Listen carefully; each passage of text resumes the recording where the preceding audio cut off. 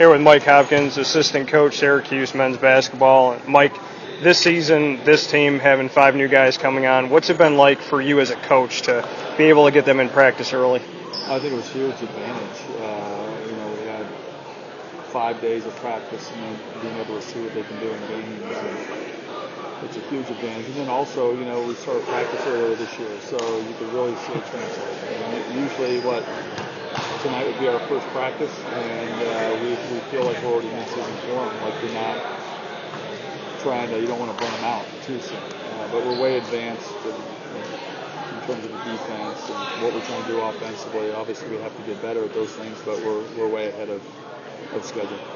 Defensively, the 2-3 zone, how have the new guys transitioned into that type of defense? I think that's what the Canadian trip was so good for.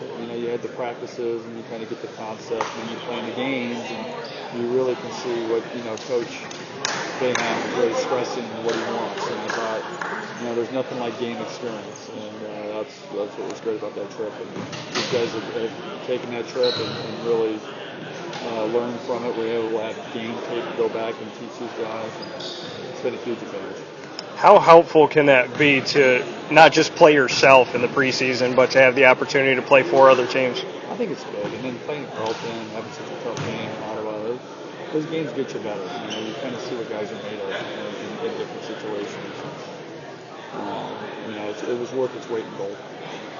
Baikita has obviously progressed in his time here, and you've spent a lot of time working with him. What can you say on his play and what other teams should be prepared for when they see him down low?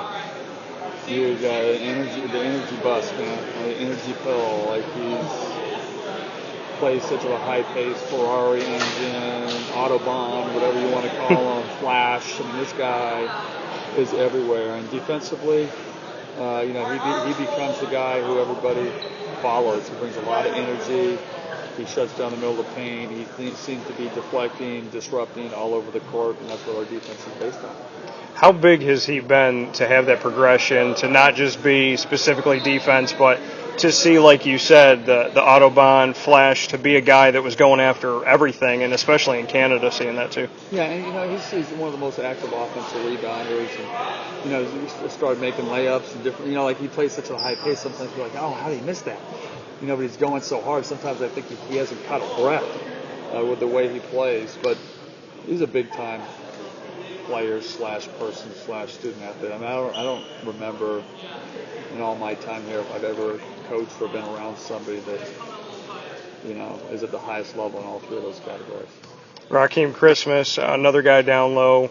What are you seeing from him and his progression, and where's he at right now compared to where he was? Well, I think here, what you see is a guy who, before he might have 1 great practice and 2 okay practices, 1 bad one, then a really good one, like you saw the pieces.